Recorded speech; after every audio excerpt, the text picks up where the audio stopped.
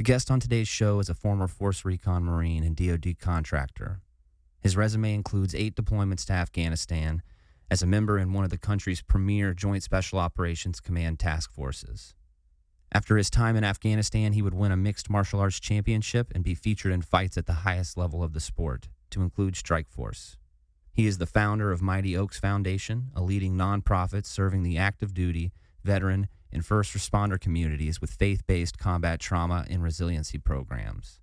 Our guest, in response to the U.S. withdrawal from Afghanistan, co-founded Save Our Allies, an organization that saved over 17,000 people that were trapped in Afghanistan. This is our conversation with Chad Robichaux.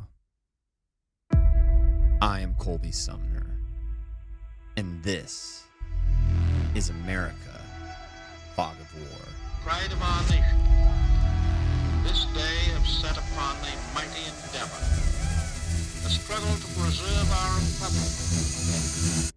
Men's souls will be shaken with the violences of... The cost of freedom is always high, but Americans have always paid it. And one path we shall never choose, and that is the path of surrender.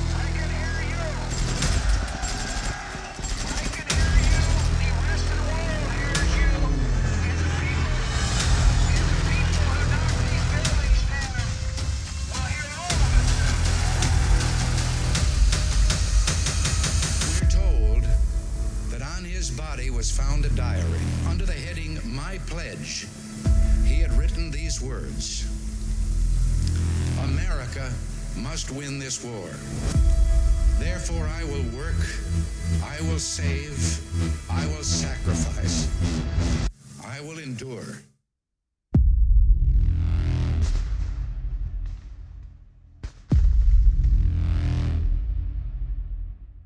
So as I understand it, you started your career in the Marine Corps as a 52, right? Yeah. So you guys awesome. Were you guys dragons still, or they even had dragons? No, it was the SMAW, the shoulder fire multi-purpose assault weapon, which I hear they don't even use that anymore. Yeah, they don't know. My buddy said he's still in the Marine Corps right now, and he was working out on Quantico with like the basic school, and then also what's the is it? Infantry officers course? Yeah, the infantry officer course.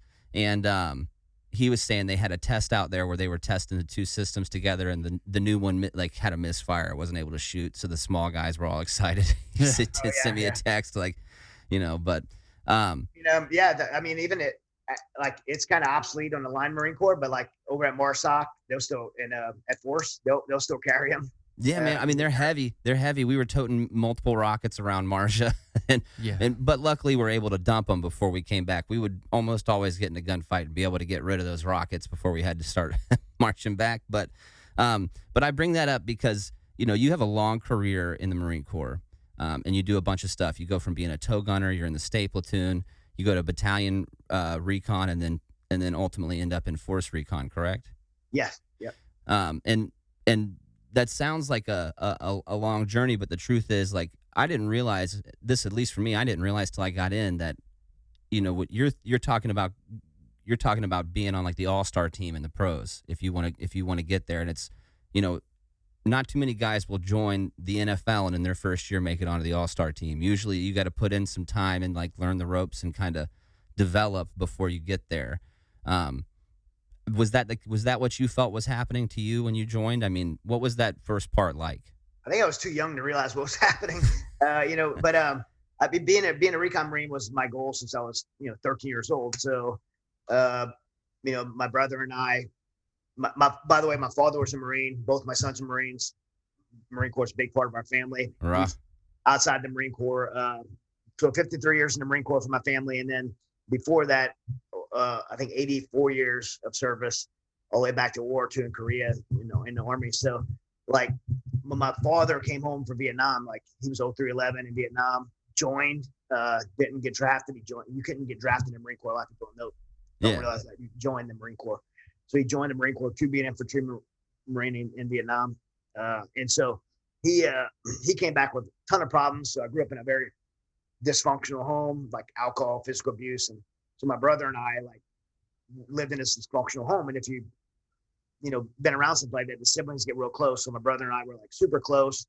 We grew up as lifelong athletes and kind of sports was our outlet, or being in Louisiana, swimming in the bayous and swamps, playing in the woods. And when we were 13 years old, I was 13, he was 14, we decided to join the military.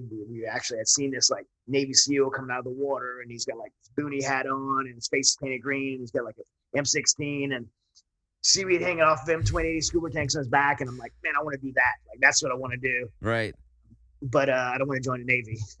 And there was like something about my dad, like as dysfunctional as a human being as he was always the one thing that always made him proud was the fact he was a United States Marine. And I'm like, if that can make that miserable dude happy, like I at least want to know what the Marine Corps is about. And so I picked up some books. There was a lot of books out there for Vietnam, you know, 3rd Force Recon and 3rd Recon Battalion, all these stuff in these Recon and Force Recon Marines in Vietnam. And I was never a reader before, but I was just intrigued by it. And my brother and I decided we were going to follow my dad's footsteps, join the Marine Corps, and become Recon Marine. So I don't think a lot of young kids, especially maybe now, but like back then, were aware of that job or had that ambition, but I did. And so my brother and I started running and swimming, and about a year into that, my brother was killed, and he was shot and killed. And so obviously it destroyed my family, created a very isolated environment for me. And in that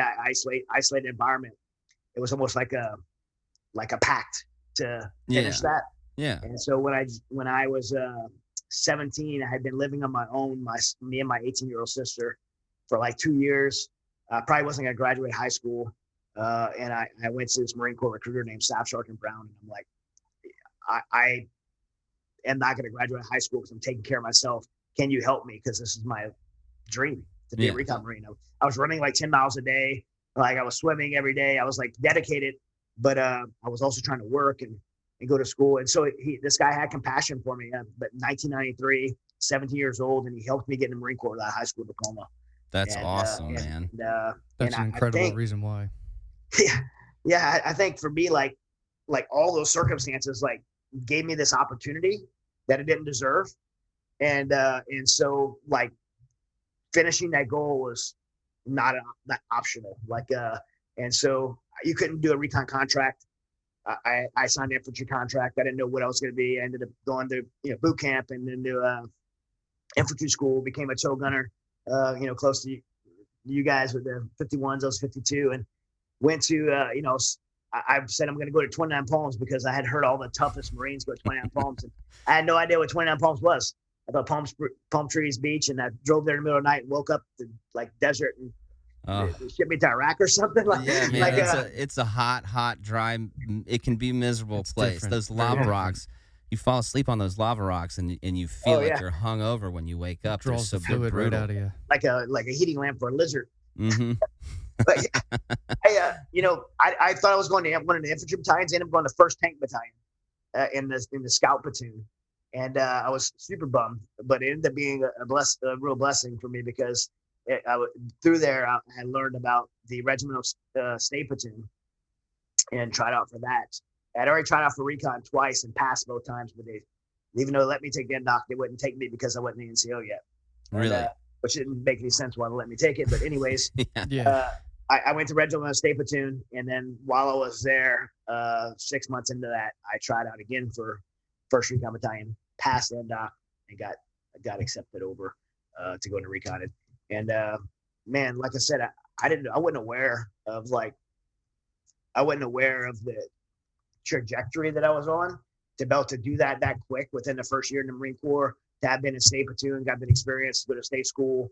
Never went to division scout sniper school, but went to state school and had that experience that early on. I was just like going to roll like this trajectory of getting all this knowledge and these people that had all this experience pouring into me.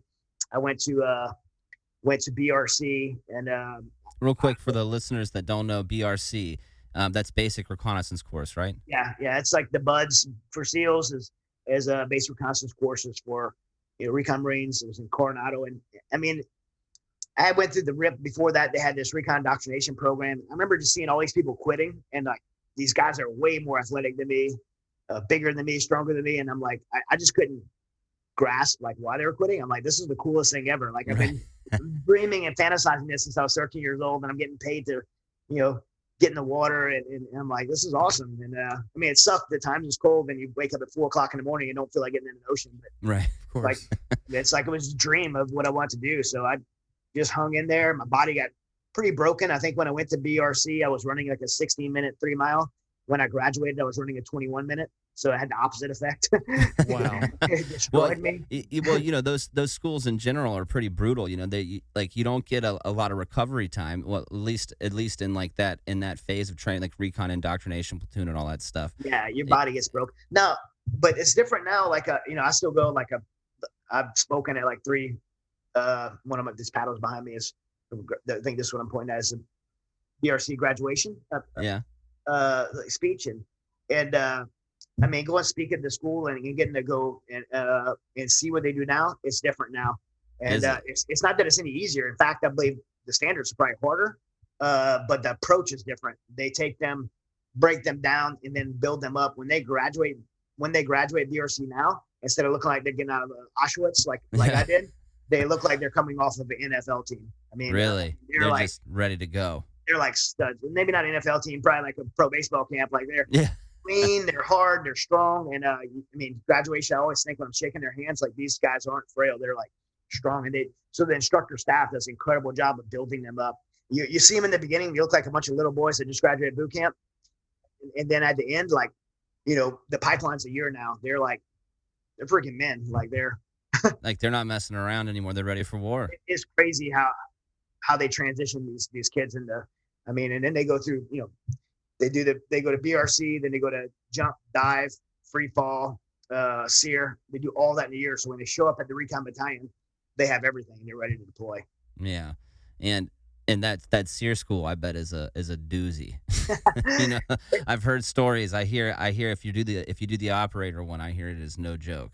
Yeah, you could luck out and go to the one I did in Coronado, which is like where the pilots and all those, or you could go to the one in Maine, which is, so you don't know, it's like a 50-50 coin toss. Really? You're gonna get, yeah. But then later on, I went to high risk SEER in a corporate cover SEER, and both of those are like pretty insane. They're really good. Yeah, all great training. But I think your original question, and I kind of went on a tangent, was like going from recon to force recon. And for the listeners, like 25% of the recon community will be in force recon, and that's your guys that have been around a while, have a couple of deployments, some experience, and the more seasoned guys that are selected to go to force recon. So in a recon battalion, you'll have all your letter companies, Alpha Company, Bravo Company, Charlie Company, and then you'll have the force recon company. Okay. And each recon battalion is set up like that. Three like alphabet companies, basically, with the battalion level guys, and then one force company. Correct. Yep. Yeah. It's gonna be your guys that are seasoned and been around a while, and a little bit more experience. And to me, that's where you want to be. I mean, everybody wants to be there, though. I mean, that's different roles. So some people, like where they are. But for me, that's where I want to be. Early on, I'm like, I want to be a force recon Marine. For sure. Well, especially back when we first joined, they were just starting to stand up, like MARSOC, the Marine Raiders. And so when we first joined, man, force recon was like, that was like the ideal, like that's what you wanted to be. Those guys were like the hard chargers of the Marine Corps. I still to this day, I think they're the coolest, man. Force recon is in my eyes. I actually no disrespect. Go ahead. I'm sorry. I spent 30 days with Recon Marines at this OP in Afghanistan. Very small OP. There's about just a squad of us operating out of there. And I woke up one morning and there was all these Recon guys, and all of them spending a month with them, patrolling around and doing certain things. I found out they were all on their second enlistment. They're all at least 22 years old. And to hear that your story is a bit different than that, and it's incredible. But what they were doing and the supplies and the different things that they brought to that OP, it was impressive, very much. I mean, no disrespect to the MARSOC guys, but to me, the premier guys in the Marine Corps are the Force Recon guys. They might, they're not part of SOCOM by the Marine Corps' choice. Right. That way they remain the Marine Corps' premier unit to support the Marine Corps. But I mean, I would put operating wise, the Force Recon guys it's just two different jobs. It is. Did two different mission sets. And so I prefer, I'm not into the FID, going in and training local nationals to fight the fight. If I'm going to fight, I want to be the one in the fight, not going to train other people to do it. And so that's the difference. A lot of people look at, which one's better? They're just different. They are different, and that's the same with all the special forces. Yeah. Throughout every branch, everyone they're the same in some ways, but they're different in many ways. Sure. But to me, like the golden goose, like the one that's just the coolest is Force Recon, and I do think it's because of the era that we joined the Marine Corps. It was just like, I can't help it. That, like, I look at that, I'm like, man, that's cool.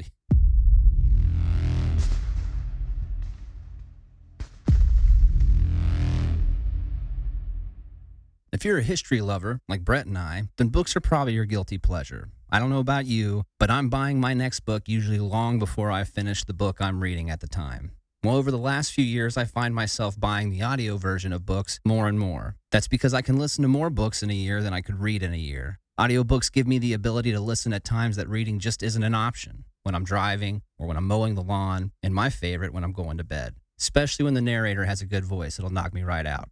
If you feel the same way, or if reading isn't your thing, but you think audiobooks might be something you could enjoy, then Brett and I recommend you try Audible Plus.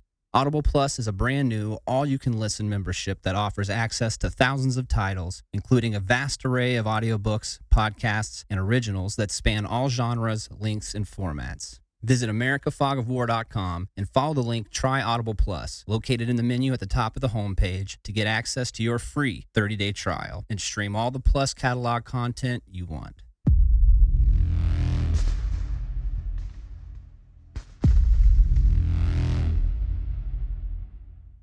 But that actually leads me into a question. By the time you had done all this, you had gotten into the reserves, and you were going to school, and then 9/11 happened. So when you actually deployed to Afghanistan, you did so as part of a JSOC task force, correct? Yeah. 9/11 happened. I was going to college, so I was going to go get commissioned. And even though I ended up getting my MBA, I never chose to go commission route, because, if you're going to be in war, recon Marine, you want to be enlisted. Yeah. So, yeah, I had an enormous opportunity to try out for a JSOC task force. Did the assessment and selection, got picked up.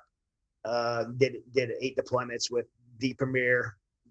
There's 2 premier units, but to me, like the premier special operations unit in the world, and I worked with some of the most incredible, human beings on the planet, like highest level of professionals, guys that have, when you talk about like people in the military and special operations, it's people that do it, and there's people that have dedicated their life to be that profession for their life. And, so those working at that level with unlimited funding and resources and the best equipment. And you're coming from the Marine Corps, even coming from Force Recon, to go in a unit like that, it's like incredible. And at the time, there was 6 Force Recon guys there representing the Marine Corps. And I'll tell you, man, I was super proud of how we represented the Marine Corps. I ended up being in AFO, Advanced Force Operator, doing clandestine logistics for that command, and really going forward with. And in the beginning, it was 2-man teams, and then it shifted to just working with one other person, which was my interpreter turned teammate turned friend, Aziz. A lot of people that follow my story know about Aziz. Yeah, he became highly vetted and polygraphed and then trained really well. And so most of the time I operate in Afghanistan or in Pakistan, it was me and Aziz going forward into Pakistan or eastern areas of Afghanistan and tribal areas, and building the clandestine infrastructure and logistics to put our assaulters on target to capture, kill bad guys. And that was the job I never knew about before I got there, and ended up being the perfect job for me. I absolutely love it. It sounds super sexy, but honestly, a lot of the assaulters and stuff like that are, you want to kick in doors and shoot people in the face. Yeah, I get that. You got guys that want to go over there just for the to get into the combat action. But I'll tell you, if you asked me what was more scary of the 2 jobs, I would take busted into a room full of Taliban any day over being out in Kabul by my lonesome. That's a crazy thing to wrap my head around. And we have so many questions to ask you about this, and I know we can't, like, you can only tell us so much, but I wasn't aware that you would have to go through a separate assessment and selection to get onto a team like this. Is there anything you can speak to on that process? Well, sure. I mean, that's everywhere. I mean, you could do, 10 years as a Green Beret, and if you're going to go to CAG, you're going to have to do their assessment and selection. If you're going to go to one of those units, if you're a SEAL, right, and you want to go to Dev Group, you don't only do assessment selection, but then you have to do Green Team, which is like by the time you get into getting done with Green Team, you've been there a year, and you could have done that whole year, and then they're like, yeah, you passed everything, but go back to the vanilla units because you just didn't make the cut. Sorry, we don't want you. And so it's very competitive to get there, and rightfully so. They get the premier missions around the world, and so you want the best people there, and the people that are fit the time. You might even be one of the best people, but you don't fit a billet at that time. And so I always say, like, for me, timing worked out. I was the right place, right time. I have been a lot in my life. I did hear a saying before, though, about being lucky. It's funny. The harder you work, the luckier you get. I've heard that as well. I have to agree with it a little bit, because you're putting in the effort. I mean, it's obvious in the trajectory of your career path. Like, you were definitely putting in the effort in places that it needed to be focused on. I've always busted my butt, but I do believe there's been a lot of right place, right time. I also believe, as a person of faith, I believe God orchestrates opportunities for me for things that I can't see down the road. And every time I get to a new chapter in life, I'm like, that's why I was allowed to do that. So the assessment and selections are different everywhere. But primarily it's a lot of psychological testing, interviewing. It seems to be the flavor for the flavor. More for fitness is like navigation. And I don't think it's just the ability to navigate long distances. I think it's the ability to problem solve on yourself. Right. Like land navigation over long periods of terrain, with time crunches and little food, little rest. It's not just testing your ability to navigate; it's testing your ability to problem solve under really harsh conditions and sleep deprivation and food deprivation. And so I think that's like one of the biggest assessments that you will see in some of these like selections. Mm-hmm. And then honestly, it's the interview, I think, is the most important thing because they're getting to know who you are and how you think, how you solve problems, how you view, what's your worldview, how do you view being part of a team, and those types of things. And so the interview part for me was the most intriguing part, the questions that were asked that I never even thought about, and probably because I didn't know what I was getting into. And just really understanding who you are and your personality. Yeah. Well, I could imagine it was a very intense process, way scarier than going before like a meritorious board or something. You got these full-on badasses, essentially, like America's finest fighters interviewing you to see if you can cut it to be part of the team. That's pretty incredible. I do want to start talking to you a little bit about Afghanistan because, like we had mentioned before, your specific job is you were like undercover, basically. Like you were an undercover intelligence gatherer and kind of set up. You ran logistics, setting up safe houses and like basic operational systems in Afghanistan and Pakistan. Sure. So, for me, I've been to Afghanistan. I know what the dynamic is like. I couldn't imagine having to spend the night at one of our interpreters' houses by myself. I wouldn't be able to sleep. I would be very nervous all night long. And you did this for 8 deployments. Walk us through that a little bit. You said Aziz was vetted thoroughly and polygraphed, and then he got trained up. I mean, how did that start? Like the first time you met Aziz, like what had he already been through by the time you met him, and then how long did it take to really build a trusting relationship with him?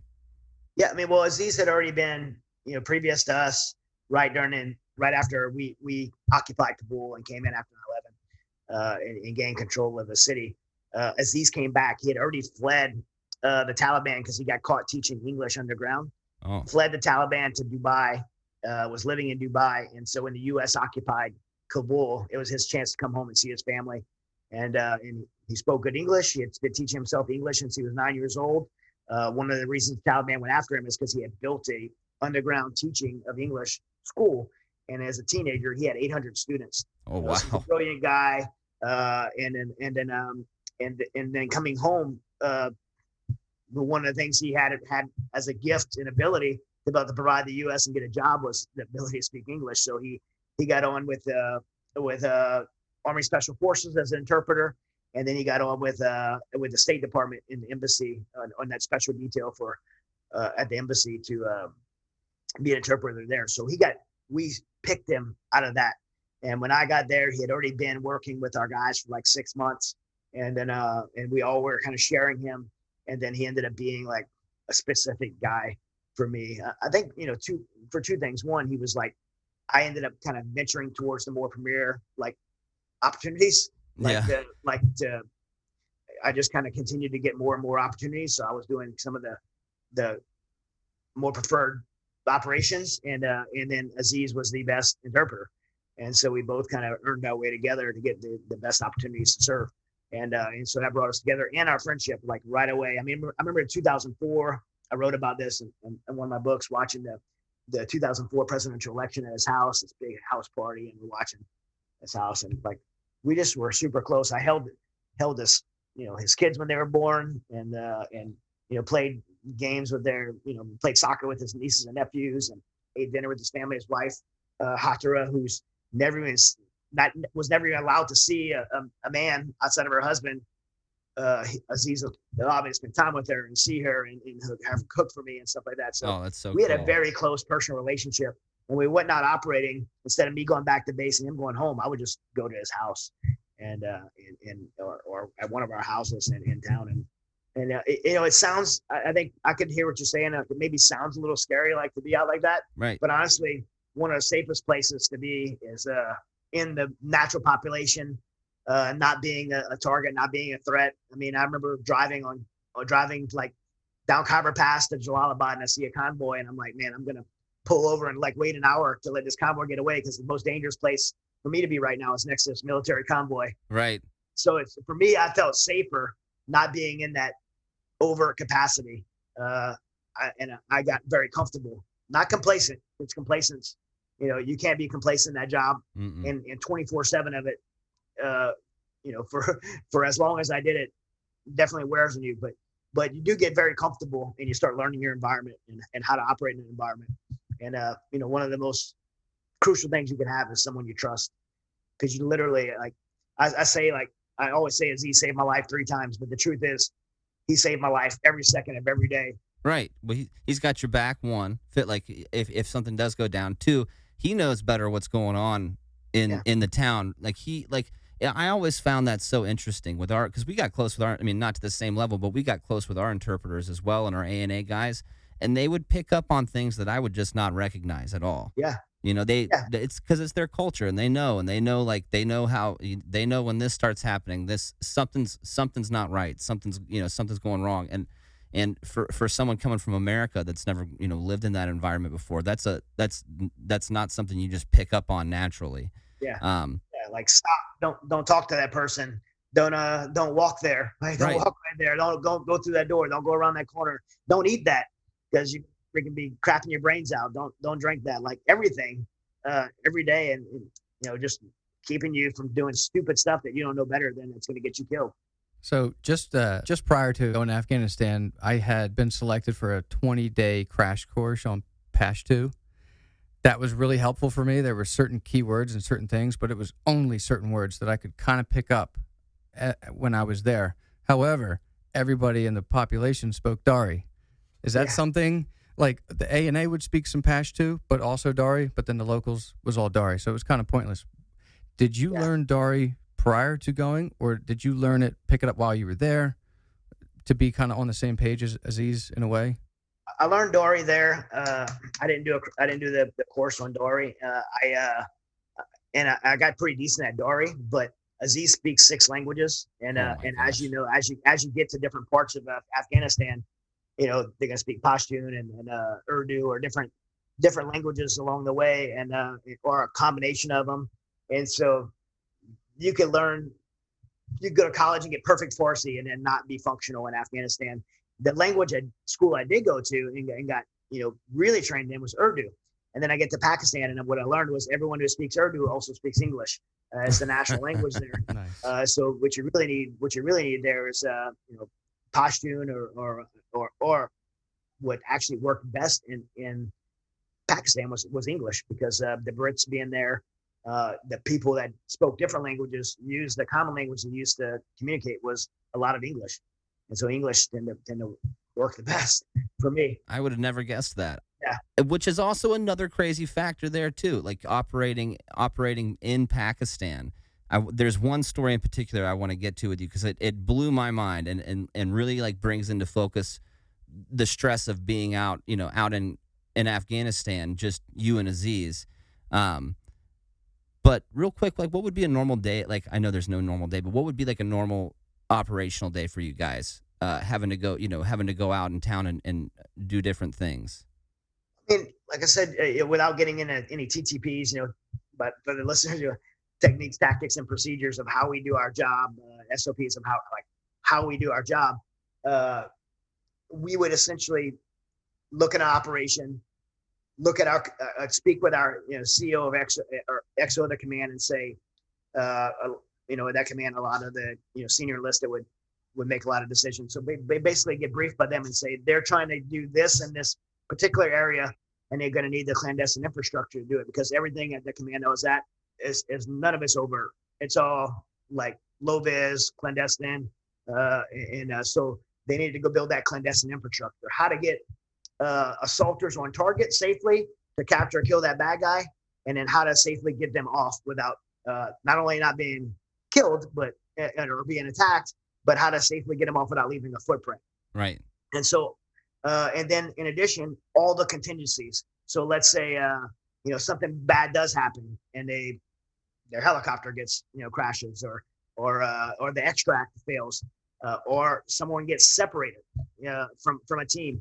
Like these are areas that there's not a FOB, there's not military support. You don't want your first reaction to send a QRF in there, because now you're compromising the mission. People are going to get killed. Service members are going to get killed. Civilians are going to get killed. And so, what's some good contingencies? Safe houses are not just some fancy thing on TV. Safe houses networks are very important to have. And when you think about a safe house, it's not just a building that people go to. Like, what's going to make someone be functional and able to survive in that building? Is there good security in there? Like a place to have a fortified position to fight from? Local national weapons that aren't going to be compromised and not leaving U.S. weapons there. So like AK-47s and PKMs and RPGs and grenades and ammo, like having all that staged there, having cash staged there, having local national clothes staged there, having water and food and medical supplies, a local doctor on standby that doesn't even know what he's on standby for. Blood, like everybody in the team, I need to know the blood types. We could stash that there. All that stuff needs to be in place before that operation. So we watch these movies and see, somebody coming in the middle of the night in a helicopter, and they, everything's blacked out, and they fast drove down and they go in and capture and kill the bad guys. No one sees what happens the weeks before that to make sure that operation's successful, how they get on target, and how they have all those contingencies and infrastructure in place. And so AFOs are the ones that go in advance and do that. So that you and Aziz just taking care of business, getting everything ready to go for the raids and all the other stuff that people normally get to see in movies and all that. You guys are out there handling the before stuff, spending all your taxpayer money. Yeah, but for good reasons. Yeah. So for good reasons. A lot of it, everything's cash. You're spending a lot of money and making stuff happen. Buying houses and buildings and cars. And I mean, you think about like, okay, we're gonna go roll on a target, and we're gonna pull up on a target, and we're gonna have like a bunch of assaulters in Sprinter vans with like blacked out windows and stuff like that, and little, it looked like they belong there. Well, if you just put a bunch of goons in a van and try to drive it through, you're gonna hit a checkpoint. What license plates you? Every province in Afghanistan uses a different license plate. You need to have permits and passes to go through areas. So all that stuff has to be done on the front end, and it has to be done with local national knowledge, and that way you're just gonna cruise right through the checkpoints with no problem, and so yeah. Oh man, I could sit here and talk to you about that one specific thing for like 2 hours. I find that so fascinating. That job is just, it's incredible to me.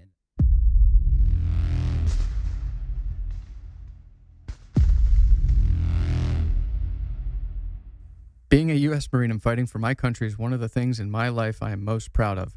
Although there are so many positives that came from my experience in the Marine Corps, like many of you, I had another battle I had to fight when my service was done. It's no secret that PTSD affects many active duty and former servicemen and women every day, as well as their family members and the first responder community. If you or a family member is struggling with PTSD, Colby and I recommend looking into the Mighty Oaks Foundation for help in your battle with this condition. The Mighty Oaks Foundation is a faith-based veteran service organization that teaches combat veterans struggling with post-traumatic stress how to get beyond combat trauma and live their lives in the manner God intended. Many combat vets are unable to reintegrate back into civilian life, leaving their families to deal with the aftermath of broken homes and suicide at times. By aligning their lives to biblical principles, these warriors are able to lead their families, their communities, and our nation. Their mission is to serve and restore our nation's warriors and families who have endured hardship through their service to America, and to help them find a new life purpose through hope in Christ and their resiliency and peer-to-peer recovery programs. More than 4,000 alumni have participated in Mighty Oaks programs, as they maintain one of the highest success rates of any recovery program in preventing veteran suicide and divorce. In fact, the programs are so successful that they receive hundreds of active duty military on official orders each year. Additionally, through a proactive effort, Mighty Oaks has provided resiliency programs to over 150,000 active duty troops on military bases worldwide. Find more information on the Mighty Oaks Foundation by visiting americafogofwar.com and follow the link Mighty Oaks Foundation located in the menu at the top of the homepage. Never fight alone. Get some backup in your fight with PTSD today.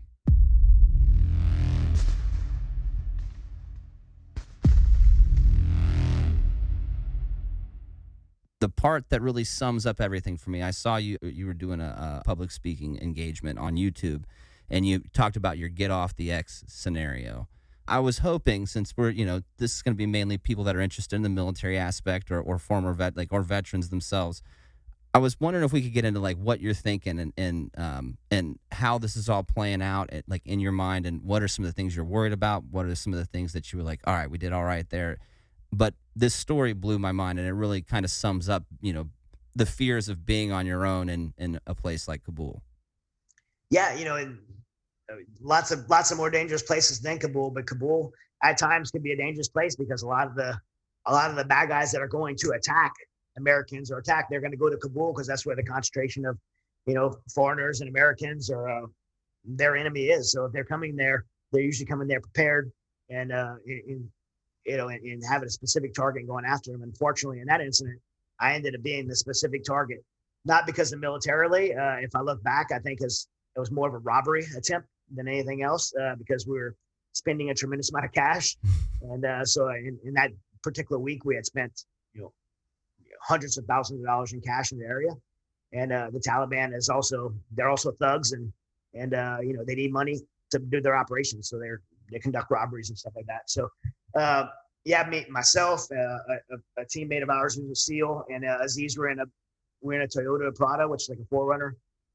We're driving into Kabul on Jalalabad Road, and I just looked in my rearview mirror and I seen the Hilux pickup truck, which loaded with guys that looked like the Taliban. I mean, big beards, tribal clothing. They all had AK-47 assault rifles, and we even seen one RPG. And you probably heard me say a joke. I always say this joke. To give you an idea of how many were in that truck, we'd say, how many Taliban can you fit in the pickup truck? And the answer is one more. One more. It's the truth, man. They utilize those pickup trucks better than anybody I've ever seen. There's usually even one sitting on the roof, right? But these moments like this really make you realize how thankful you are for your training, because you train for all this stuff and you never think you're going to use it, and then you get into moments like this and you do exactly what you're trying to do. You don't even think about it. I did a deviation of my route, so I was on Jalalabad Road and made the block to confirm they were following me, and they followed me for that whole block and came back to my original route. When someone follows you and comes back on the original route, then you did confirm that they are following you. It also lets them know that they're following you. And so Right. It kind of gigs up, and they either going to bail because they're compromised, or they're gonna go all in. And these guys went all in and start trying to run us off the road. I went into Kabul to try to lose them in the business of the traffic, which Kabul is crazy traffic, and I was banging the cars trying to get away from them, and ended up getting jammed up in this intersection called Masood Circle. And as the traffic congested, I was trying to squeeze through this little pathway, and they somehow got around us and cut us off about 20 yards in front of us. And I remember a few guys jumped out the back, but my most vivid memory was the passenger stepping out because it was so eerie. He was like super cool. Took the time to close the door behind him. He has AK-47 in his hand, and he just looked at me and gave me a hand signal to stop my vehicle. And that's we talk about the X. That's scenario is a bad scenario. It's called being stuck on the X. The X is it's ambush site, a kill zone, and a couple of things you learn in training about the X is really a couple of rules. Is rule number one, you have to recognize that you're on the X, right? You got to know you're in a bad situation. Rule number two is pretty simple. You have to get off the X. You got to move, or something bad's going to happen. And you talk about, like I was talking about military training, and the thing about training in the military, and I think in life, it parallels in life, is you should train everything you can in moments of peace and moments of like downtime, because in moments of chaos like this, you can't think about what you're going to do. You just do what you were trained to do. This goes back to your limbic system. Whatever you put in your limbic system, that's what's going to happen. And you train and drill over and over for stuff, and then your body just does what it's trained to do. And every year we go to Bill Scott Raceway in West Virginia and do driving training and J-turns or reverse 180s and ramming techniques for roadblocks. And so I did exactly what I was trained to do. I hit my gas and aimed my vehicle towards theirs, and kind of lined up my frame with their axle. And probably one of my favorite memories of Afghanistan is when I was smashing that truck to knock it out of the way. Was little Taliban guys flying on the back. A few jumped right before I hit it, and the truck spun out of the way. And as I'm driving off that intersection, there was like this policeman there, and he's like a super old, like 100 years old in his uniform. If you have been in third world countries, like these traffic cops, like their whole life is this intersection. Yeah, they own that block. Yeah, he's like blowing his whistle, trying to stop me, and I was going to run him over. And so he jumped on my team and gave me a thumbs up and started directing traffic and stopping cars and waved us through and got us off the intersection and probably saved our life that day. Nice. Man, that had to feel so intense getting out of there. Like, thank God everything worked out the way it did, and for the training. And I mean, you had to be feeling the nerves on that one a little bit when you finally like got clear and you were able to kind of take a breath for a second. It had to be intense. Yeah, in that moment, I had lots of moments like that where, in that moment, there's like complete clarity, like no fear, no anxiety, like everything's just super focused. And thankful God wired us that way to be able to function in those moments like that. But after, like once you come down, you're like, holy crap! Like we would have put up a heck of a fight, but would have likely been captured or taken or killed. And I always use that story to talk about the parallels of life. Like, in life we're going to find ourselves on the X, and we have to make a decision whether to stay on the X and die or to get off that X and move forward. And the best decisions that we can make in life are always the one that we make in advance. Just like training at Bill Scott Raceway, I didn't decide on that Massoud Circle that day that I was going to get off that X and ram that vehicle and move forward. I decided way back at Bill Scott Raceway in training and put that in my mind. So when that situation happened in a moment of chaos, I didn't have to think about what I was going to do. I was going to do it. And I speak a lot at these resiliency events for troops, and spoken over 300,000 troops now. And I talk about that. I'm like, we do that good at combat and training, but in our personal lives, we don't think about moments in our life where we're gonna find ourselves in a divorce or dealing with PTSD or dealing with suicide ideations or alcohol or financial crisis.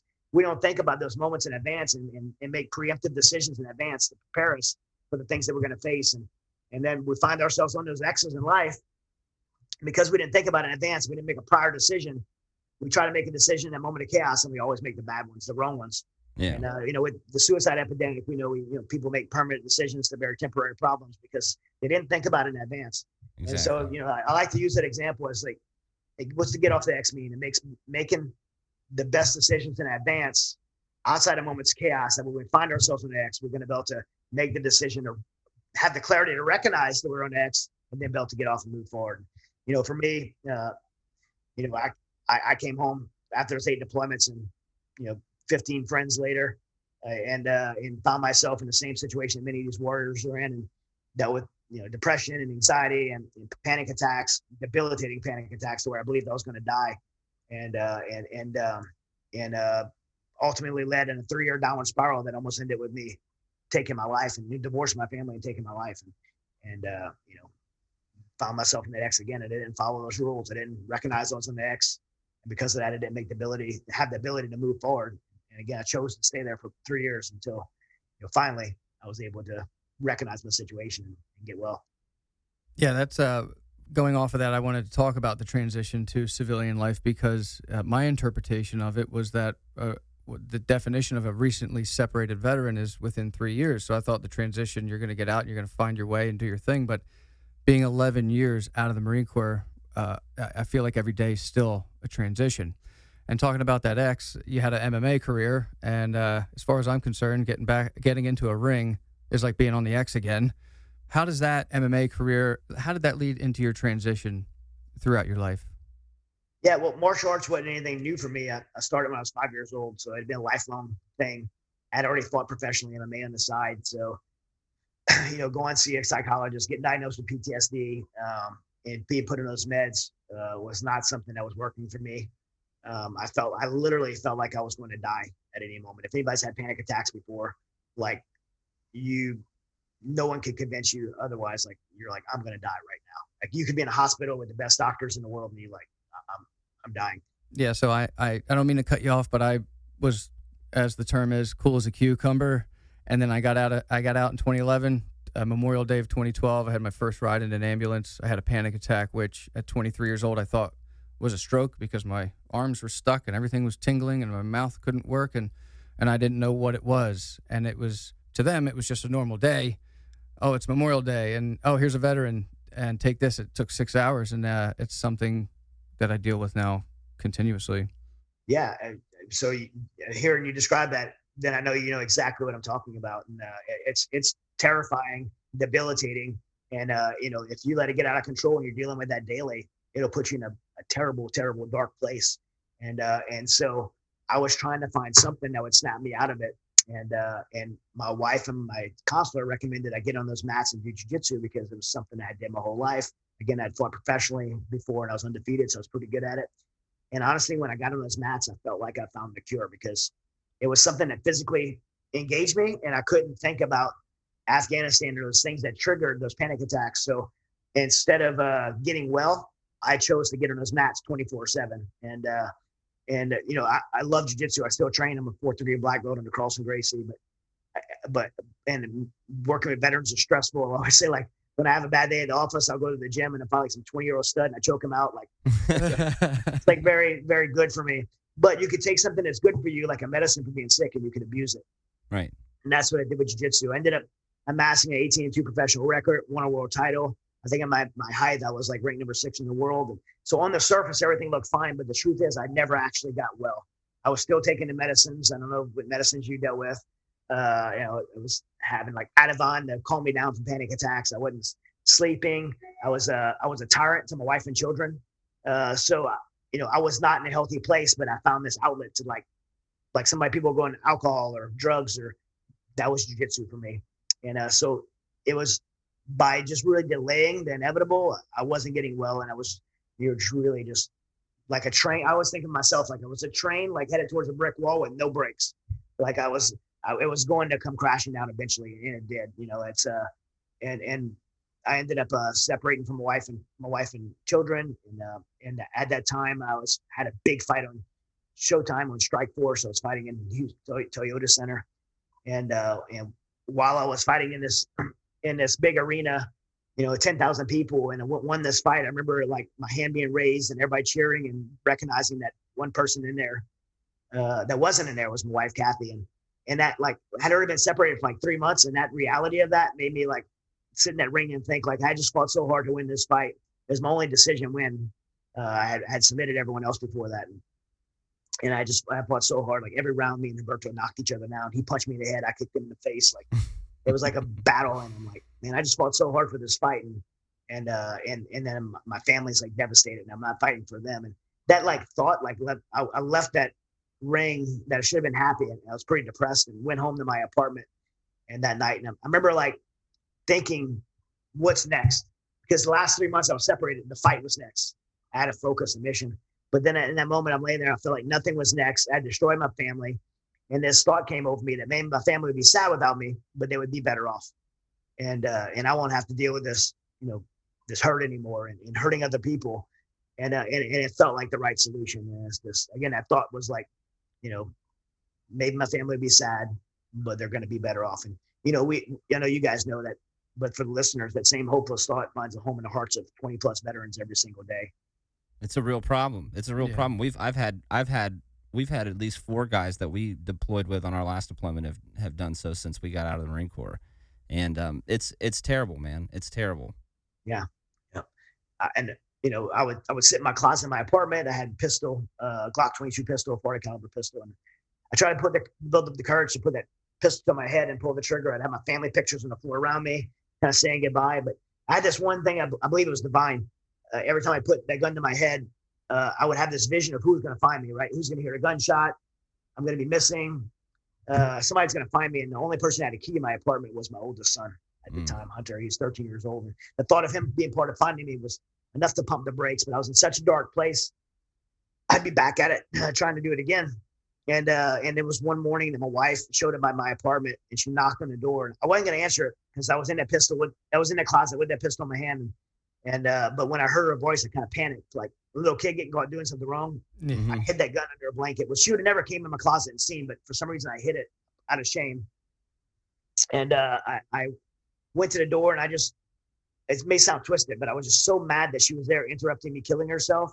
I was just yelling at her, berating her, like, what are you doing here? You're not supposed to be here. And in the middle of the argument, she's not a very calm person or arguer, but in that moment, she was pretty calm.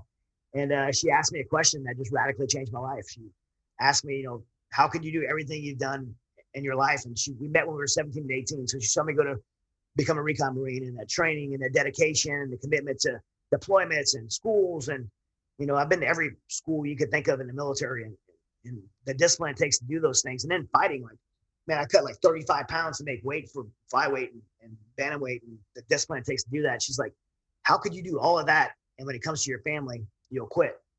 And, to me, there's no more soul cutting word to be called a quitter. And she was absolutely right. I've been successful at professional things, but when it came to the most important things, like being a husband and being a father, being a young 17-year-old kid that Staff Sergeant Brown gave a chance to go stand on these yellow footprints and raise my head and make a commitment to do something, important with my life. I quit all those things, including my will to live. And I'm a pretty radical decision maker. And in that moment, I made a decision to get back in the fight, but I didn't know how to do that.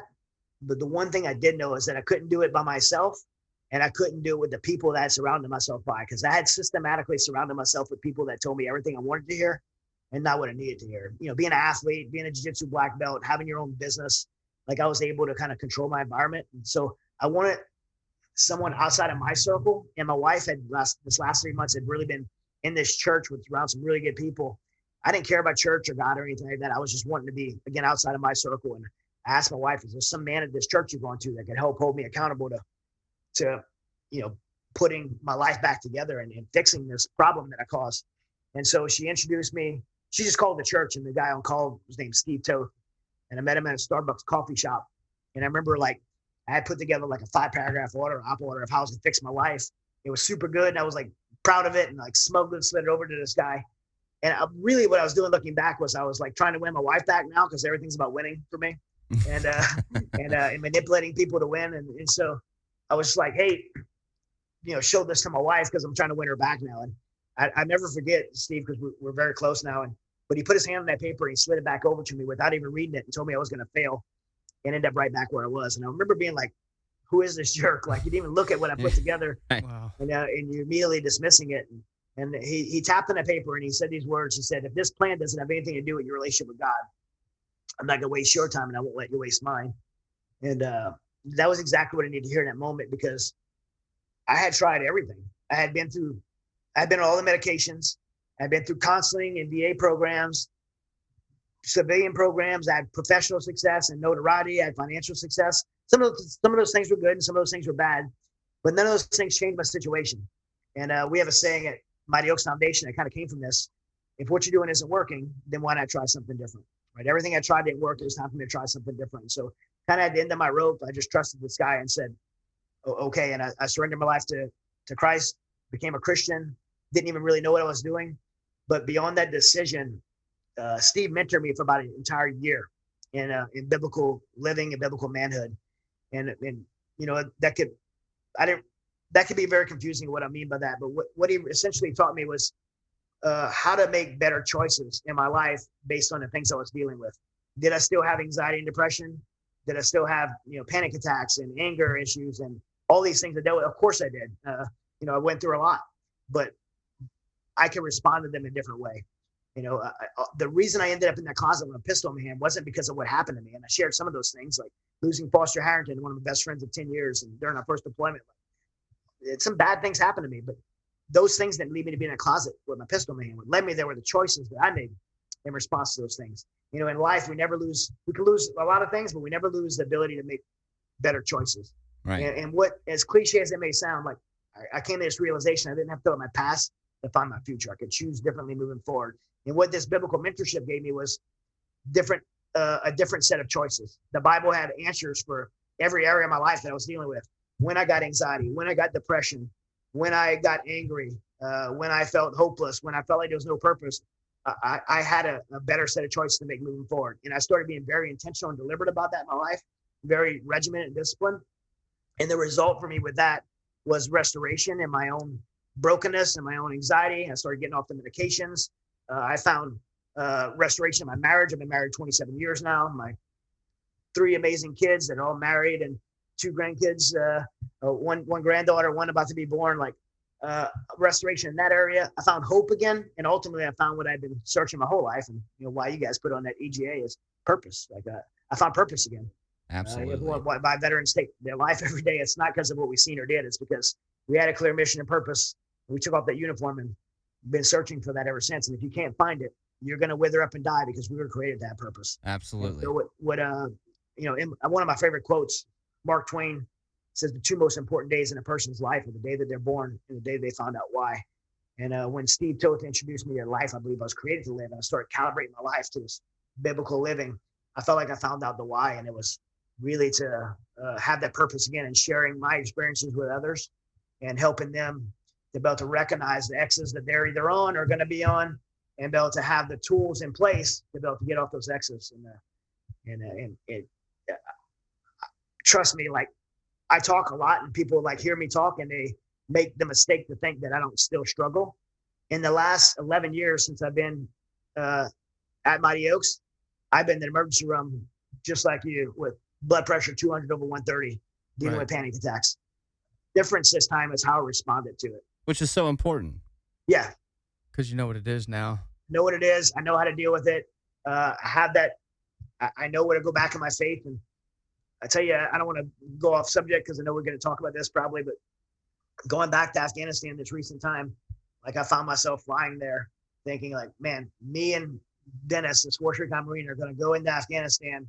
We're going to go into Tajikistan. We're going to fly in, drive 12 hours across the mountains, and swim into Afghanistan past the Chinese and Taliban to go build routes out to get Afghans out of the Panjshir Valley.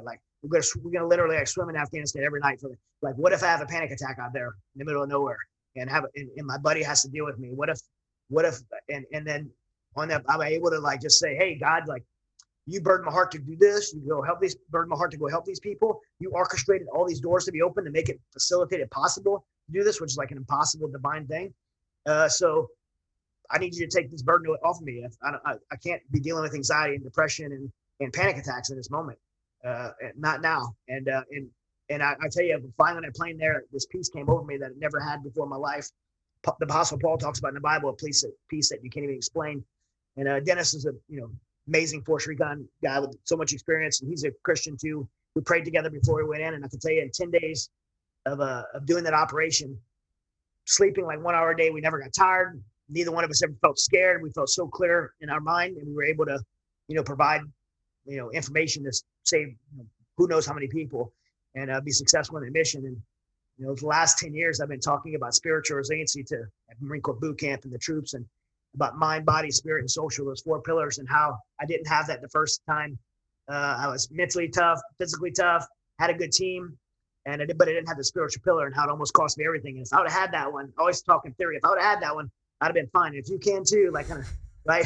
The sales pitch, if you can too, you're gonna be combat ready, and you're gonna be resilient. Yeah. But the flying there, I'm man, I never actually tested it. And then going there, I got to test it, and I was swimming across that river with this Afghan leading us across, and me and Dennis are in that river, and we're 30 yards from the Taliban. I thought, God, what the heck am I doing? I'm 46 years old. This river's ice melt, and the Taliban's right there. What am I doing to this at 46 years old? And while we were successful, I couldn't answer that at a time, but literally 4 days later, I found myself at MCRD San Diego in front of 3,000 recruits, giving that same message I gave for 11 years on spiritual resiliency.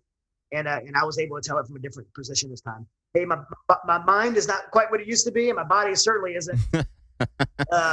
And socially, like, Dennis was awesome, but he's not he's just one person. Right. I had that spiritual pillar, and a difference this time is how I felt, how I performed, how I walked away from it. My peace of mind and the stability that I'm going to have moving away from it is just totally different. And so, I am a huge advocate, obviously, at Mighty Oaks Foundation for spiritual resiliency being the most important of those pillars in our resiliency and combat readiness, and just not for combat, but the battlefields of life as well. Exactly. Well, I couldn't agree more. I mean, growing up in the household that I did and being raised, in a church, I found that with my time in Marja, many times having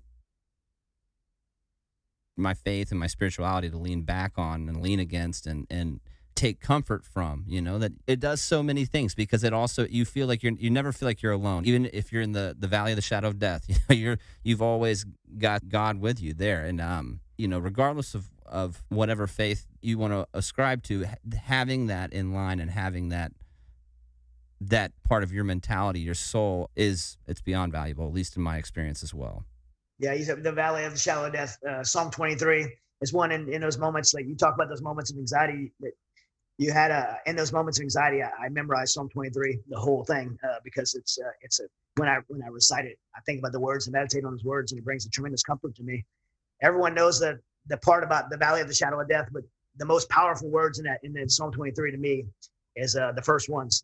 The Lord is my shepherd, and I lack nothing. Like another version says, I shall not want. I have all that I need, or not. Yeah, and I mean, I think about that, like in moments like that, I lack nothing. Everything I need to be able to do this job, to be able to do difficult things in life, to be able to overcome anxiety, depression, all these things that we face in life. I have all that I need if I have a relationship with God, and that's brought a tremendous peace in my life. And part of that purpose in my life is to share it with others, not from a theory, but from a pragmatic, very practical sense of, with and without. I did it without, and I did it with, and I could speak of it from personal testimony.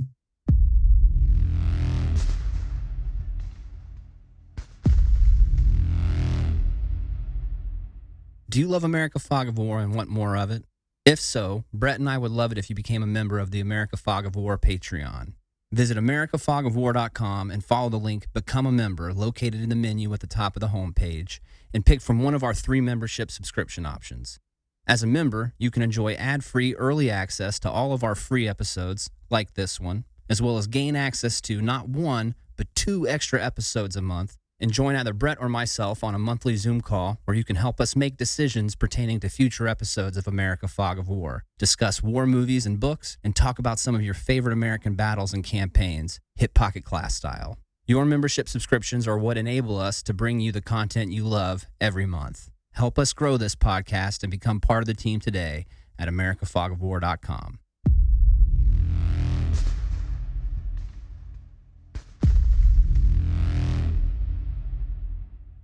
Going off of that, I also, growing up, grew up in the Catholic Church, and went and was spiritual and was overseas, and I felt what you just had mentioned, Colby, about a prayer and feeling that connection. But opposite of you, I feel like I started out that way and I grew up that way. But this is like so open and honest. I've actually never spoken about this, but I've been lost, if you will. I don't know what the term or definition of it is, but my faith in religion and where I've been and the anxiety and the panic, I've kind of lost my way in probably the past 4 or 5 years. So I'm now dealing with it without it. So, that is like when I'm thinking about what you're saying and how this role in Christianity has improved your recovery, and although it's still a transition, I'm really intrigued by the Mighty Oaks Foundation and what all it is that you're doing and why you did it, because I'm on the other side of it now. Yeah. Yeah, if you would, I would love to. We would love it if you kind of told us about Mighty Oaks Foundation and what your focus is and what all the different programs you guys run are, and honestly, where listeners can find more about you guys. Yep. Yep. Well, I'll start off with this to kind of answer his question. Is I'll give you the same thing that my wife's question led me to is, and Steve led me to is, if what you're doing isn't working, then why not try something different? If you're trying everything without God, then what do you have to do is try it with God? And that's one of the questions that we pose at Mighty Oaks. We have most of the people that come to Mighty Oaks have probably tried everything else before. It didn't work. Why not try something different? And you're like, hey, I'm not going to subscribe to this faith thing, but I'm going to go to this program because it helped my buddy. But what Mighty Oaks is we do a couple of different things. One is our core program is our legacy program, which is a week long, followed on by lifelong aftercare as long as guys want to stay plugged in. So it's kind of like that jolt intervention. And then we have an aftercare system in place that people could stay plugged into as long as they need to and even participate back and pay it forward there. And so during that week, veterans from the veteran community, first responders, we have some first responder programs. We have some spouses programs, but also we have active duty that come on military orders from all four branches. So all four branches will send people to us. We do 35 of these 6-day camps per year right now. Even though we've had 4,300 graduates in the last 11 years, we're doing 1,000 per year now. We do these at 5 ranches around the country. So 2 in Texas, California, Ohio, and Virginia. And these facilities are absolutely off the chain, incredible food, like recreation activities. But the work that's done is just, profound and life-changing. And you think, how could someone's life be changed in 6 days? The truth is people's life can be changed in one moment, the moment that they make the decision to live life the way they're intended to live. And in that week, we try to get you to that one moment and you make the decision to stop trying to figure it out yourself and do it the way you were designed to do. Life does have the blueprint and the handbook. You just have to read it. Right? Yeah, true. So we kind of bring people to that conclusion. And the way we do that is we do it through non-clinical peer-to-peer mentoring.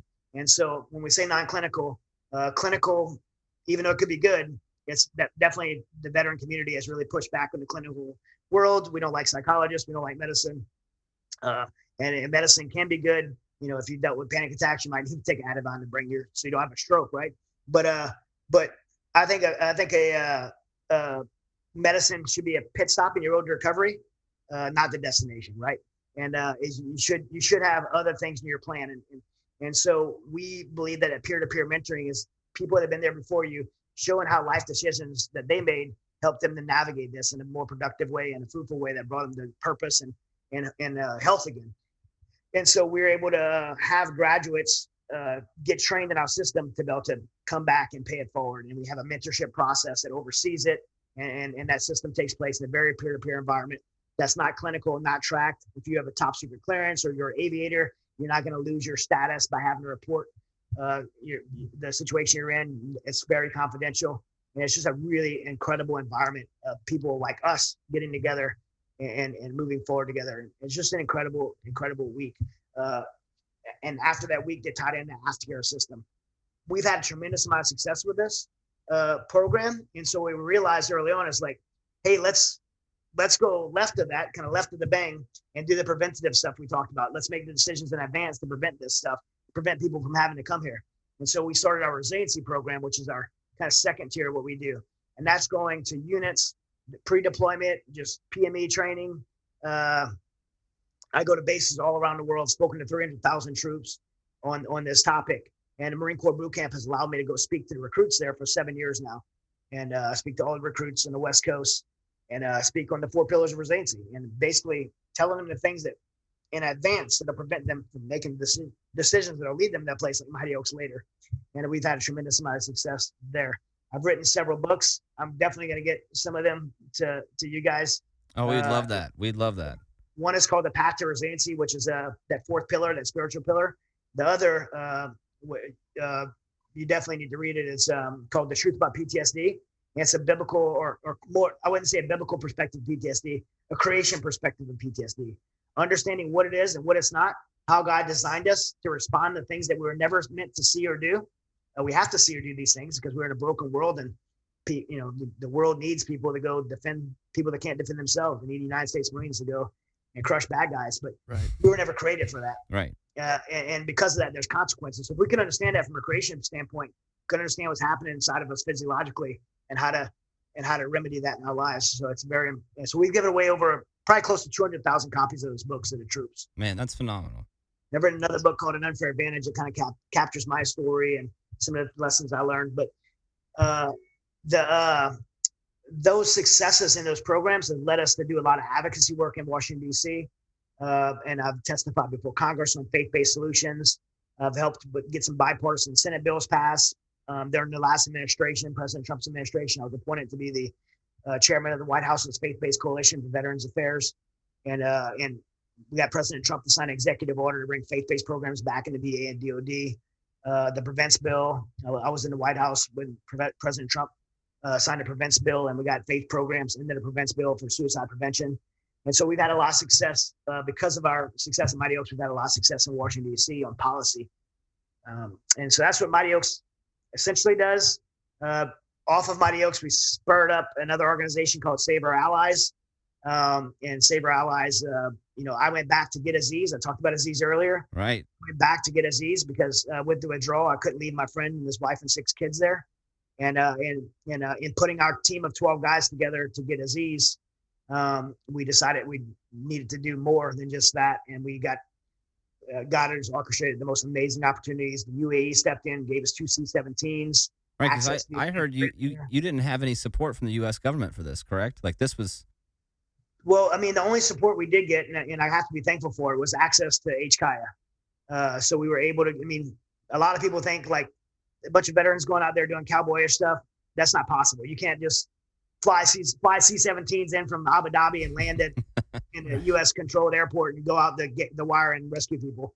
It was full coordination with the Joint Chiefs. Everybody we put on a plane that manifest went through the Joint Chiefs. The first day we did get Aziz, his wife and 6 kids, and 183 others. And every day it increased. In a period of 10 days, with 3-man teams going out, we ended up getting 12,000 people. When the U.S. military left, we stayed and got another 5,000 people. So we got 17,000 people total. Wow. And then we ended up doing that river operation, that border crossing operation in Tajikistan and Afghan border. And I don't know how many people that helped, but Save Our Allies did an incredible effort there. Shifted over to Ukraine, rescued Benjamin Hall, the Fox News reporter that was blown up.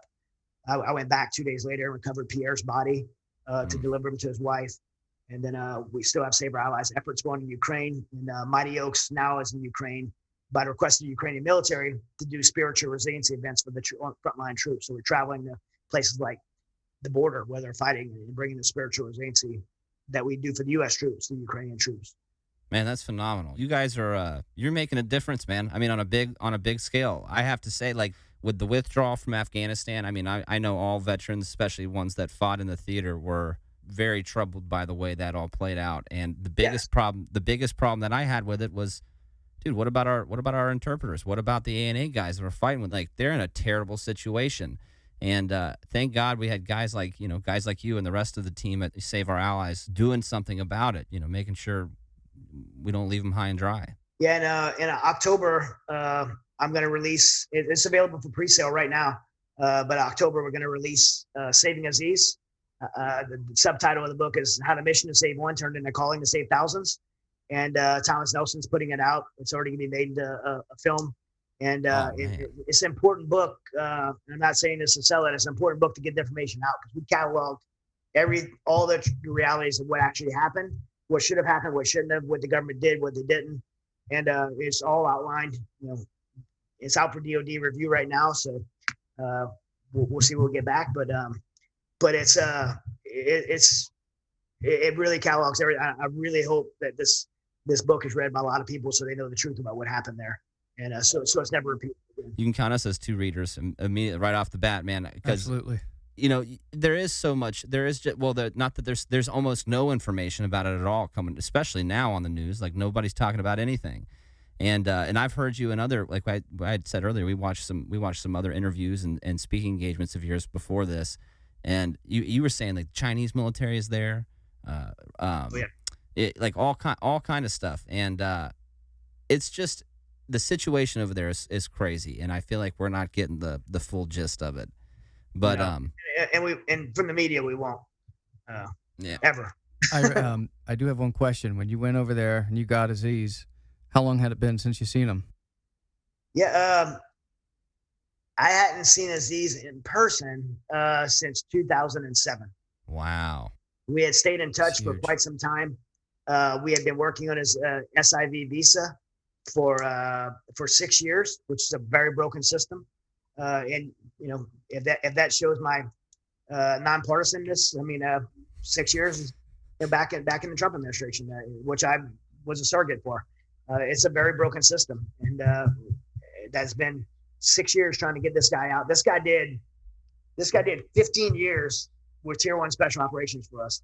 Saved my life, saved so many lives of Navy SEALs and of our military warriors, put his life on the line for us.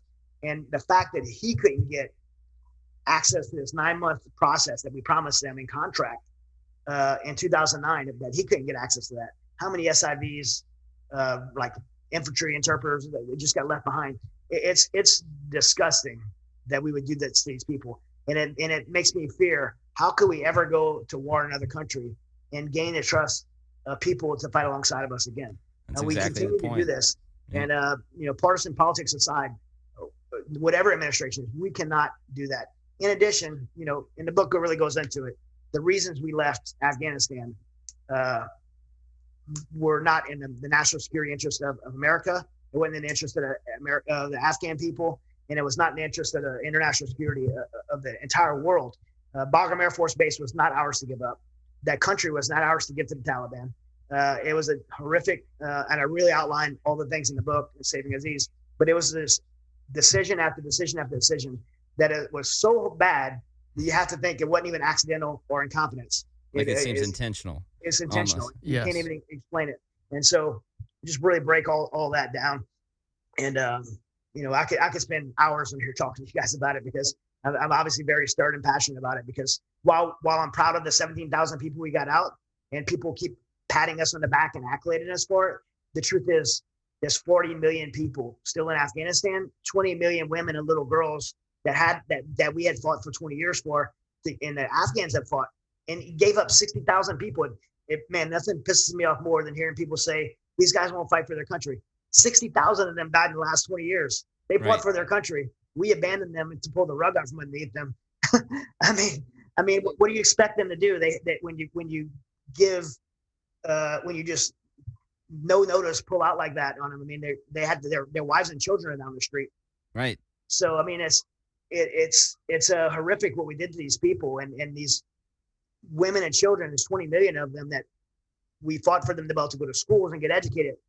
They're sex slaves and all this Me Too movements. And I don't think people realize that here in the States, because existence can be terrible for women and children in Afghanistan under Taliban rule. And that's they're what already back in burqas. They're already forced marriages. They're already selling 9-year-old and 11-year-old girls. We know this, and where are the Me Too people like right now? Where are they at? Right. If you want to talk about oppression of women, there it is. 20 million of them in one place, and no one even wants to talk about it in the news. I have videos of little girls being sold, and the news that won't play them.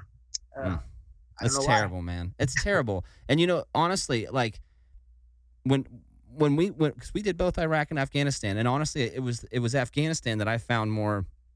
Like I liked the people in Afghanistan. I respected them. Like their lives, they dedicate their lives almost entirely to their religion. They're up every morning praying. They're praying from the oldest person to the littlest child out there. They're super kind. Like we'd be on patrols, and like half the day we'd be in gunfights with the Taliban, and they're still coming out and offering us chai and pita bread and all. Like they're telling us don't go that way. There's an IED down there at super great risk to their own life and the safety of their family. And it just felt terrible seeing that unfold the way it did. And I understand completely that there's so many people still there in country that are in a terrible situation, but you did help get some out, and it's almost like the Schindler's List effect, right? Like I could have done more kind of a thing, but you did a lot, man, and it's freaking incredible. It truly is. It's incredible. Well, I'm hoping that we can continue, and not hoping, and I believe we're going to continue to help people around the world. My biggest push right now, outside of our core thing, what we're doing at Mighty Oaks, is to bring that resiliency to the troops in Ukraine, because they're facing just sheer evil right now in Ukraine. Mm-hmm. That's also great. I mean, we could talk forever. I know you're like in a time crunch. I'm sure we got to start wrapping it up here. But before we go, there's so many things that we would have loved to dive in with you. Maybe in a few more months we get you back on for a follow up. Anytime. Yeah. Awesome. Anything from brother Marines, man. I'll come on anytime if you guys want. We'll talk. We can talk forever about some of these things. But I'm gonna get some books out to you guys. We'd love that, dude. We'd love that. And then resource on Mighty Oaks, and any of your listeners ever need Mighty Oaks, I didn't mention it earlier, but everything we do is free. We even pay for airfare for spouses and first responders, veterans, active duty service members. We literally, because of a grateful nation, we have some amazing supporters that makes everything free. We spend about $5 million a year in programming for Mighty Oaks. And so while it's free to veterans, if anybody listening wants to support, it's a great organization, a 501c3 nonprofit to support both the U.S. side for our troops and first responders. And if you're interested in the international efforts in helping us in Ukraine, we definitely always need some donors to step up and help us. Okay. Where can they find more about Mighty Oaks Foundation? MightyOaksPrograms.org. MightyOaksPrograms.org. We'll put that in the show notes as well. We'll have a link in there for it, so everybody can find it easier. Saving Aziz is even though we hadn't announced this, I think it's probably the first time I announced it. It's up for pre-sale. We're going to announce it actually next month, but you could actually grab it now on Amazon. Okay. Perfect. Yeah, I will do. Well, I can tell you that I will be reading that 100%. That there's so many things I'm curious about. That sounds like something I won't be able to put down, to be quite honest.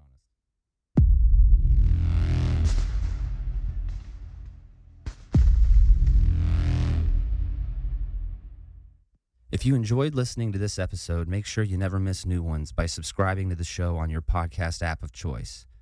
And if you want to help us out with growing the show and enable us to bring you better content and more of it, then Brett and I ask that you leave us a 5-star review. It does a lot in helping us. Brett and I thank you for listening. And until next time, stay frosty.